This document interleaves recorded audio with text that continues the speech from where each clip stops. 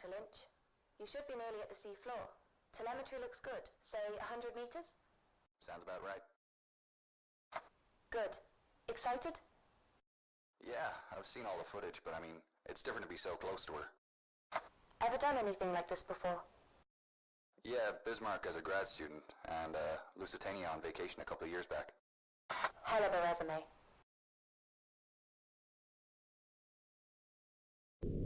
Alright, I've reached the seabed. Can't see much. You're still a couple of 100 meters out, and back to manual control. Shall we run an equipment test?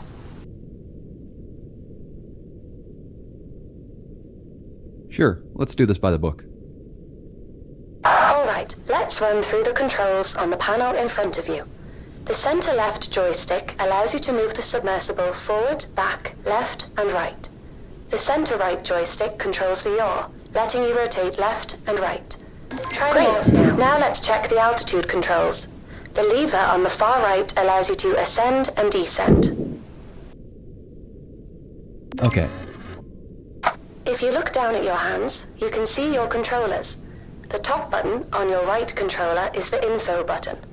Holding down the info button will bring up the control diagram for your handpieces.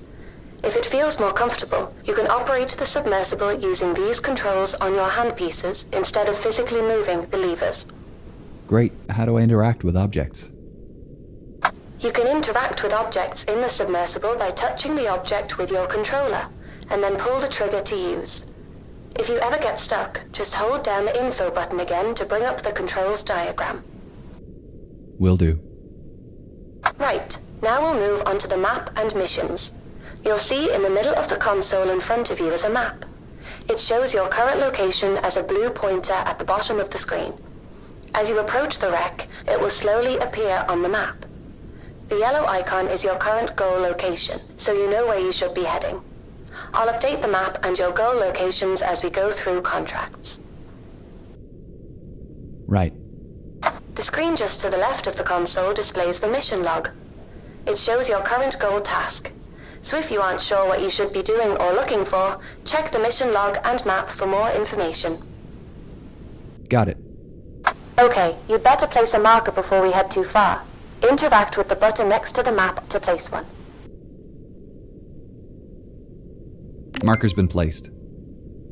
You can head towards the bow. So, I had a call from our main sponsor. Problem? No, all fine. Just voicing her excitement about us finally diving. Said she's looking forward to seeing what we can do. I've set up a call for 8 p.m. this evening. For $45,000 a day, let's just hope we find something. Never mind the money. My doctorate is riding on this.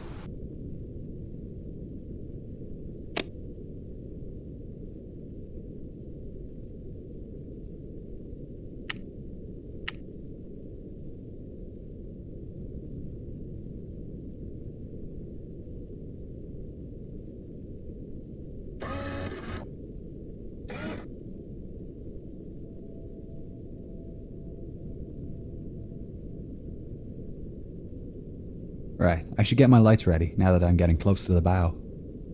The far left lever controls your sub's lights. To turn the spotlights on and off, interact with the button in front of the lever.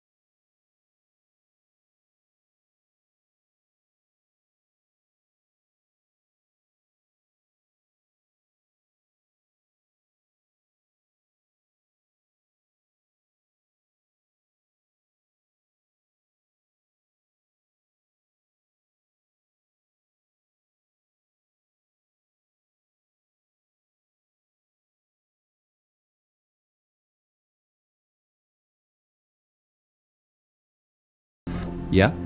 Why are we doing this? $45,000 a day at sea. No, I know, but that just about covers the costs of the expedition. I meant, like, why are we taking this job in particular? Well, put it this way. Why do you think she hired us? Because we're academics? Yes, but more specifically, we respect the history. It would have been cheaper for our sponsor to just hire a salvage team. And why'd you agree to take it? Funding like this comes once in a blue moon, and I wanted to see her up close. This breach is from the impact with the ocean floor. Anything in here is going to be messy. I'll keep my eyes peeled. It's towards the top of the breach. Look for the flashing beacon. I really hope his briefcase is there.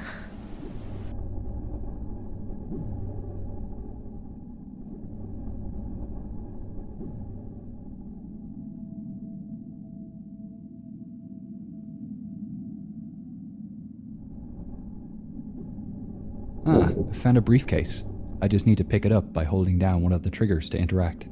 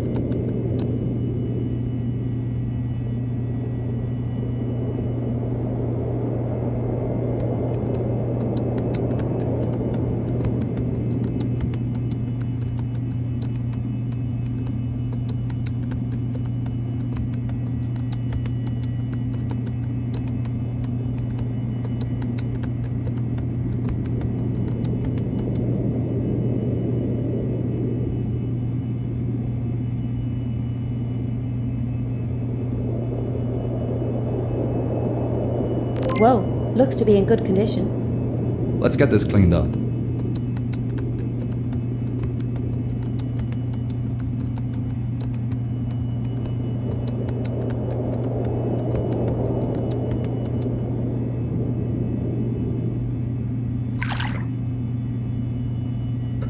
A bone hair comb.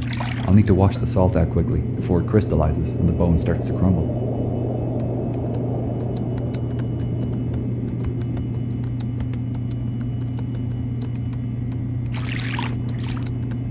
It's ready for drying in the acetone bath.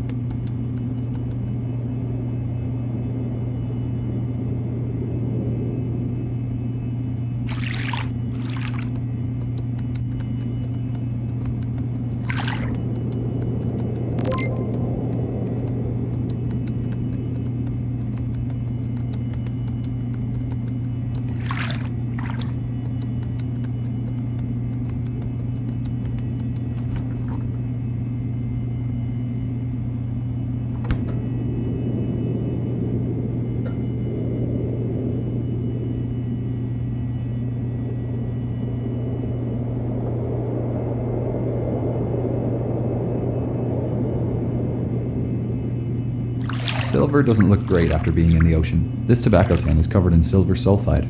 I'll have to gently wash this using a soft brush, making sure I don't scratch the surface underneath.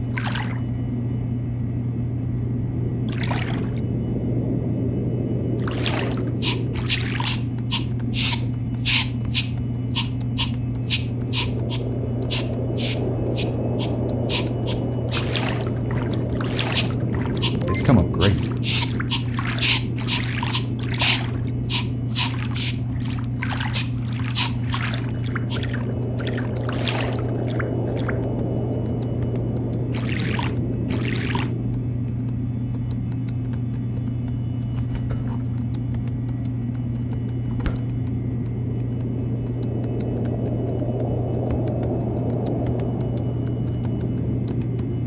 This leather case is looking pretty sturdy, but it will need a good soaking in the desal tub to remove the salt. Then I can give it a gentle scrub with the nylon brush. These banknotes are delicate and will need a good rinsing in the desalination bath. Then we can treat them in the fungicide to keep them clean before freeze drying them.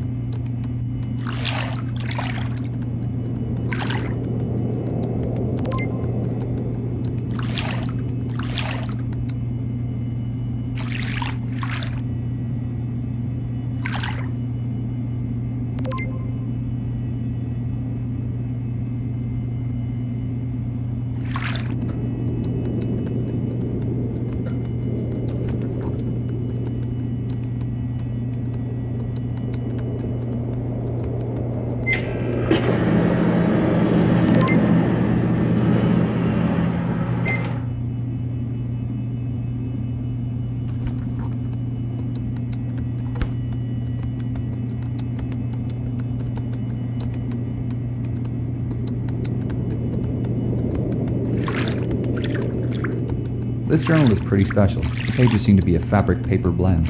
I think the desalination bath will leach out the salt. Then it can go into the PEG station before freeze drying.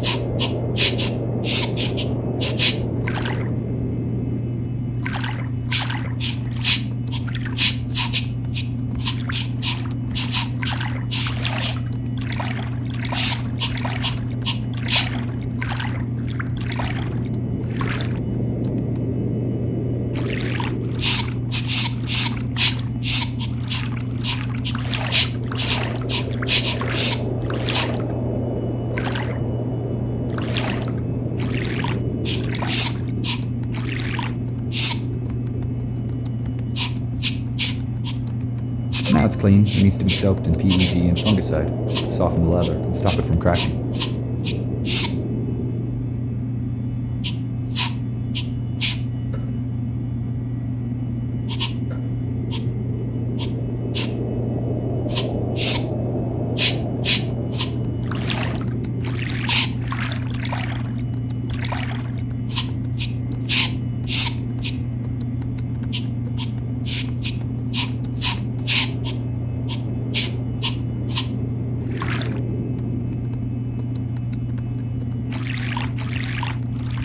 Alright, it's ready for freeze drying.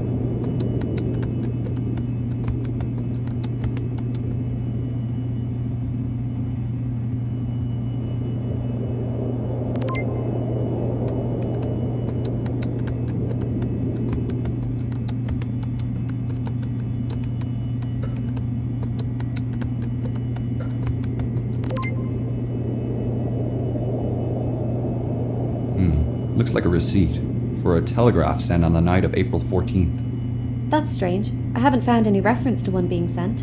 I wonder what it said. We can check with our sponsor when she calls. We could also search the first-class purser's office tomorrow, see if we can find the record book. The passengers placed and paid for their telegraph messages at the purser's office, and the record book would give us confirmation if the telegraph message was organized. We could also check the Marconi room to check if the message survived. Telegraphs were put into canisters before being sent through the pneumatic tubes, and it's possible the canisters survived. Here's our sponsor. We can tell her the news. Hi, team. How are you both? Hi, Gillian. We're doing great. We've just finished cleaning the artifacts we found today. We managed to access Henderson's cabin and retrieve his briefcase. Wonderful. Inside we found his journal, a few personal items still in good condition. One interesting item is a receipt for a telegraph sent on the night of the sinking. Oh, that is interesting. I didn't know William sent a message. That's what we thought. It's possible it wasn't sent, and that it's still in either the purser's office or the Marconi room. We're thinking our next dive should be to explore these rooms. I know teams have searched the Marconi room before, but I didn't think the purser's office was accessible. Yeah, up till now it's been off limits due to the size of ROVs, but ours is small enough to access it. We're hoping we might find the purser's record book, with the message listed. As for the Marconi room, other dives have shown most of the furniture is deteriorated, but the telegraph canisters might have survived. Sounds plausible.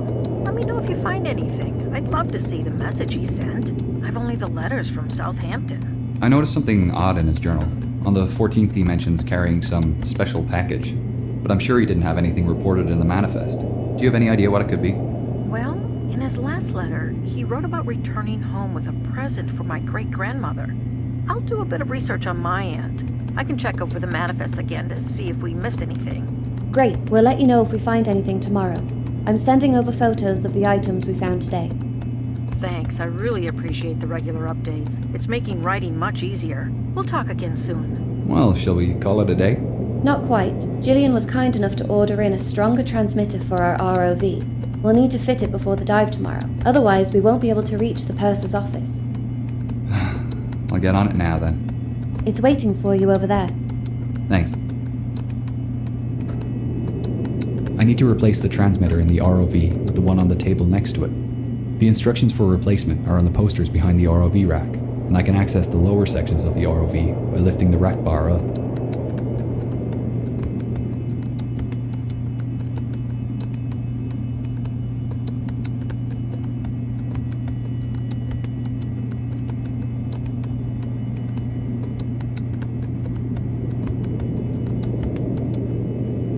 I need to replace the transmitter in the ROV with the one on the table next to it. I need to lift the black hood to place the transmitter, then lift the bar up to put the sample container in the storage compartment.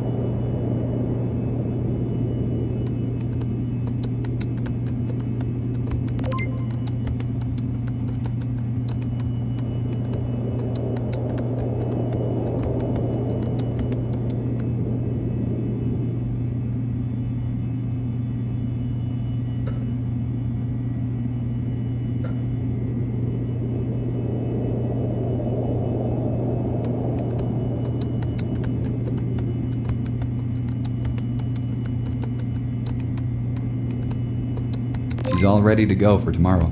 Cool. I'll see you in the morning then.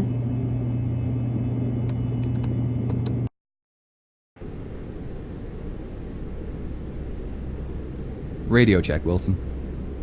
Coming in nice and clear, Dr. Lynch. Great. First up is the purser's office on C deck, correct? Correct. To access it, you'll need to head down through the hole where the forward grand staircase was. I'll mark it on your map. The C deck is pretty compressed from what I've heard. Yeah, the impact with the sea floor bent most of the supporting pillars, so they're struggling with the weight of the floors above.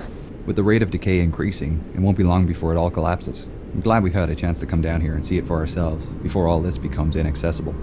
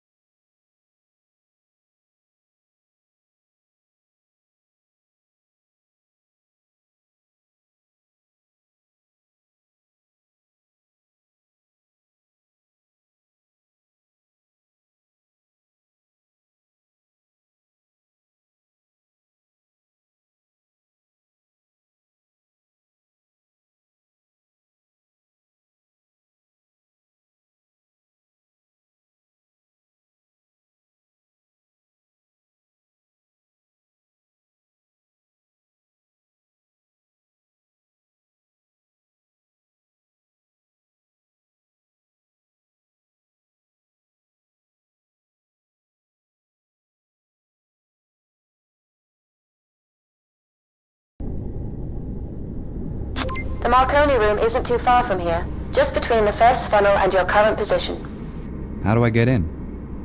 Either through the skylight or the corridors. Up to you which you feel is safer. Right, I don't want to damage the wreck. Or the ROV.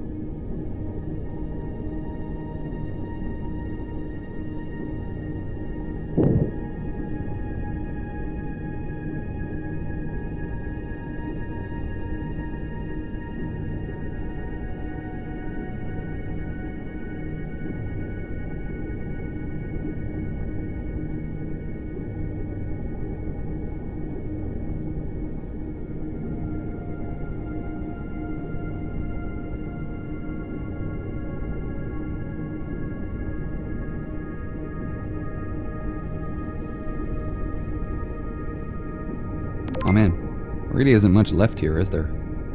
No, not really. Most of the furniture was wood, so it's almost all deteriorated. There's a lot of debris on the ground, and a few broken canisters.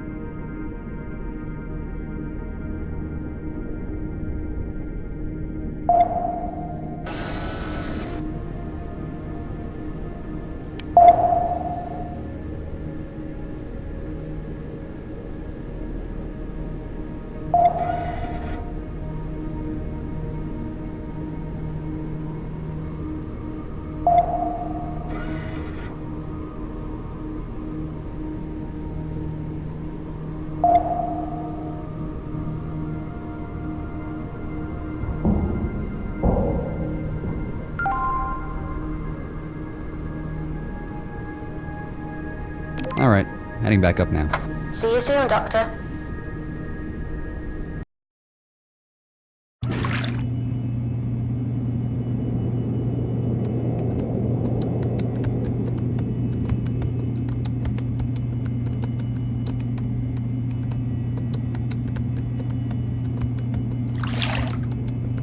These brass canisters will need a good scrub in fresh water. It'll stop them from oxidizing when they dry.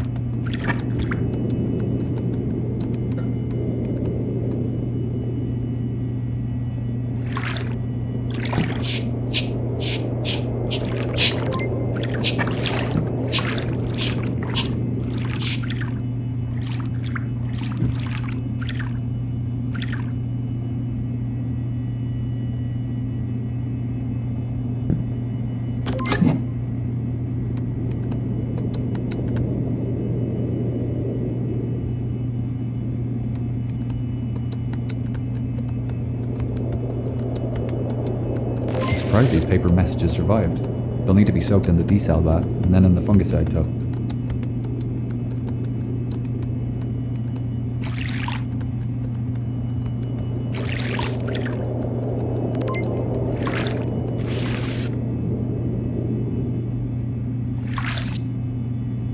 Ready for freeze drying.